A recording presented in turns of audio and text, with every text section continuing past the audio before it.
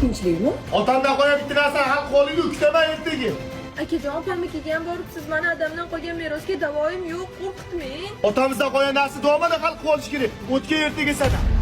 Ha, sening bilan opangni qo'rqityapsan. Sandan bu kim uy-joy talab qilyaptimi yo tinchligini buzayaptimi? Aka hech kim bilmasa siz bilishingiz kerak adamlardan qo'ygan muhim narsa. Ertaga boring gaplashib olamiz. Assalomu alaykum. Keldinglarmi? Hozir.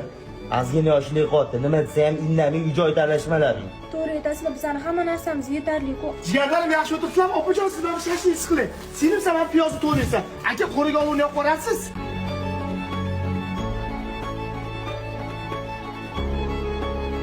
Ukajonim, kimni yondirib yubording, gapirasanmi? Ha, hozir gapiraman, ishlar qilib turinglar. Qo'ymadinglar jigarlarim. Otamlar rahmatli bitta odatlari bor edi. Har hafta hamma jigarlarni yig'ib tasu olib berardilar.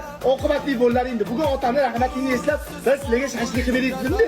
21-asrda odamlar otasi, onasi mazasi bo'lmay, yotib qolsa, siz meros talashishga o'tgan paytda sizlar bilan bizlar bir shashlik tepasida o'tirib, otalarning haqlariga ikki kalima Qur'on tilovat qilishga nima yetsa, uy-joy masalasiga kelsa boru, uni o'ylamaylik. Sizlar tinch bo'lsanglar bo'ldi jigarlarim. Sizlar oxirgi marta jigarlar bilan qachon shunaqa yig'ilib o'tirdinglar? Jigarlarim mening